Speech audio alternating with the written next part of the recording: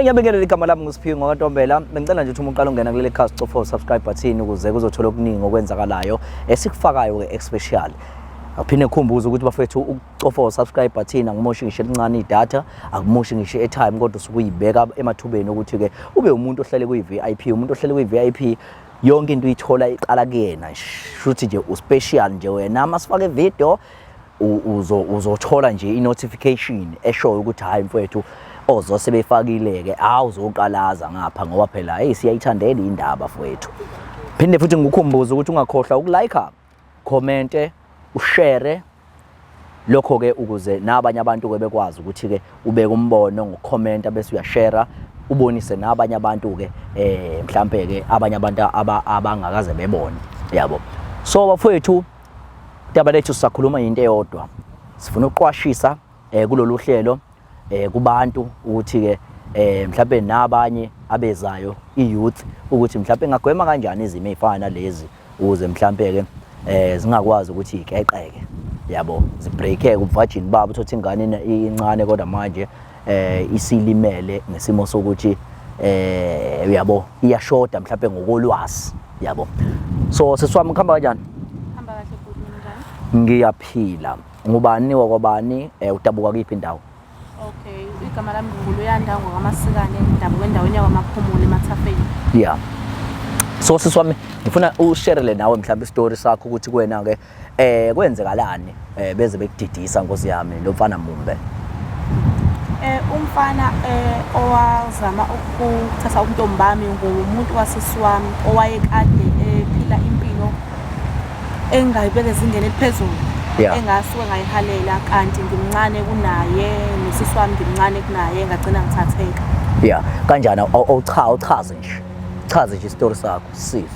Alright, usisi wami wayesevarsity. Yes. Ngimbhekela umntana, mangimbhekela umntana emsheko umntana. Neminyaka emingaki sorry, neminyaka emingaki? Iminyaka na 23 years. Neminyaka emingaki ngaleso sikhathi? Ngaleso sikhathi ngano 16 years old. Ha. Uyafunda? Yebo ngiyafunda. Wawufunda? Ngangikade ngifunda ngaseqaleni. Oh yes, kwenze kanjani ke? Ngangimgadela umntana osisi wami ngimisele crash ngibuye ngimlande wayehlala nobaba wakhe isikhathi esiningi ukumlanda kwami baba wakhe wagcina umuntu ohekayo ngenkathi ebimangqokile into kanjalo nje. Yeah. Wagcina ecela ukuba nami mangabe ngisekuhambisa umntana athi ngingaye esikoleni uzohlala angilinde uzoza khona omncane angangisa angiphe khona sizoza amafihlelo sisi wami.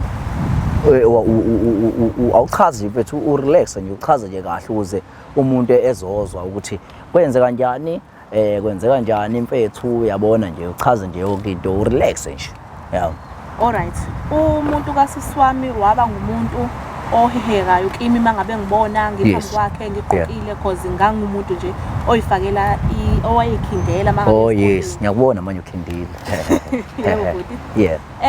Maye chazeka kanti nami ngiyamthanda ngiyamhasha ngoba usisi wami wayenomuntu owumuntu okwazi ukuthi axoxe nami uba umntana wami wenza ukuthi nokuthi yabo manje kanje waqala ngokuthi uyangiqwashisa ukuthi sisi wami u1 no2 indlela kanje ayihambi kanje. Wagcina ngixoxela sabangani sagcina sakumngani sisi wami mfethu yazi umuntu wami wenza kanje na kanje engixoxela ekutshela ngumjitha wakhe lona yo ngithinta kanje nami ngicine ngihalele lokuthintwa ngalendlela athintwa ngayo ngibona futhi enzelwa izinto emlethela ama-Valentine yabo njengoba kuzobe Valentine ezomlethela nje igift izimbali ezihlekehleke zezimbali ngibona seyinami lento ngayenza ngoba uthe asifihli ngoqhubeka ngifihle ngizowathola lezi zimbali ngothi ngithole ngale eceleni lapho ngisayivigina futhi ngagcina ngilala naye athatha uvirgin bami. Walala nawe kuphi? Ngalala naye endlini yakhe emqashweni wayeqashile umuntu wasisi wami. Oh yeah. Usisi wakhe kwawumuntu wakhe wayesekhiphile yini noma mhlawumbe wayengakhiphi lutho? Kwakumuntu wakhe wayesekhiphile ekhaya. Oh yeah. Yebo. Kodwa bengashadile. Yebo bengakushadi. Yeah. So wagcina ngakubamba ngawusisi. Cha bengakazi noma sengibambile noma akakongibambi because ngike ngagcina ngiphunyuka ngoba into ebengifisa ukuyisho kuyena ngagcina ngiphunyuka umngani wami angazi umngani wami wagcina ngixoxelile yini ngoba sike sibe nokuhlala nje angasangixoxela njengendlela bengade ngixoxela ngayo eqaleni. Yeah. Because besabangani nosisi wami ngixoxela yonke into njengoba manje akasangixoxeli lutho unokuhlala nje angikhuluze sibange ubala yabo sibe nanonokuna nokulu. Yeah. Yo hayi khona hayi manje siphi nje isifundo wena wasifundayo nje kuyo yonke lento le? Isifundo engasifundayo kulento le okuba ungamethembi umuntu. Ungasho ukuthi umuntu uyamazi owaki noma ngabe uzalwe naye isifune sodwa kodwa umuntu ungabomethemba ngaleyo ndlela. Yeah. Ungasondezi umuntu wakho ngendlela ukuthi umthemba nga 100% ukuthi ungabashiya bobabili bekwazi ukuthi bebe nesikhathi esiningi bobabili. Yo, hayi cha kuwa kunzima yo. Hayi kunzima. So ke manje ke mayingakubamba nje sisi wakho ungenza njani manje?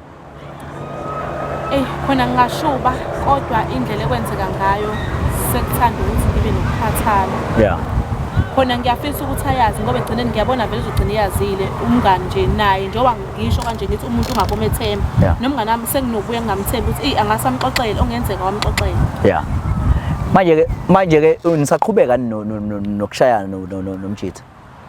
Nje akusafani njenganasekuqaleni. Selwehla ngoba phela sekukhona into ayizwayo ekade ifuna ugcobo lo. Anisashayani nje isikhathi eside. Yebo. Kodwa nje useshaya mayina nje wena unayo umuntu wena. Mina umuntu nginaye eceleni. Yeah. Ukuthi bengekho interested kuyena because umuntu ongekho ezingeni eliphezulu ngokwezimali, umuntu ongekho supportive. Umuntu waseswami usupportive, uyakwazi ungipha imali, uyakwazi ungenzela something, angikhiphe ngingapost yabo into kanjalo because uyashicela ungapost. Ukushutha ngaleso sikhathi. Mangabe uzofuna iswami ngiyasidelete isithombe. Sisi wakho aze nje asho ukuthi hayi mfethu mhlawumbe ehamba naye umuntu wakho mhlawumbe niyothenga niyokwenzani ini? Angizonga futhi. Akaze esho ukuthi mhlawumbe awungihambela phela nanangu unakhujana mhlawumbe uyothenga. Ngiyahamba naye because usiswami ake ubikho isikhathi esiningi ekhaya mangabe kumele sothenga into zengane. Futhi kuyimina ngimbhekelele umntwana. Yeah. Yo. Bese nisala niphenyana ke isho. Hayi ngabeka kanjalo. Neminyaka ngako njengamanje 23. Yebo. Yena unangaka umjitha? Umjitha una 28. Oh yeah, umjitha nosemncane kanti hayibo. Hey manje lokupansa nje kufanele kanti igazi sashisa. Ayi manje uyafisa ukuphuma nawe kulena kuya noma nawe ucabanga umshanga isikheko manje sisi wakho? Ngiyafisa ukuphuma kuyona. Yeah. Since umuntu engihleli naye igcekeni because usebuyile manje. Yeah, usisi wakho sebuyile. Yeah.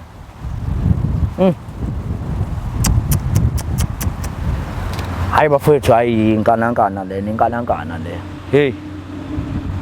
Yamo usisi uthi uqiniseke ngempela umethi ngempela ungamsondezi umuntu abe close ngempela nomuntu kanakhujana kasisi wakho yabo. So ke bafowethu ngiyacabanga ukuthi bekuyisifundiso sethu nje nesikasisi isona lesi sifundiso usisabe sichazela sona yabo. Hayi siyabonga hayi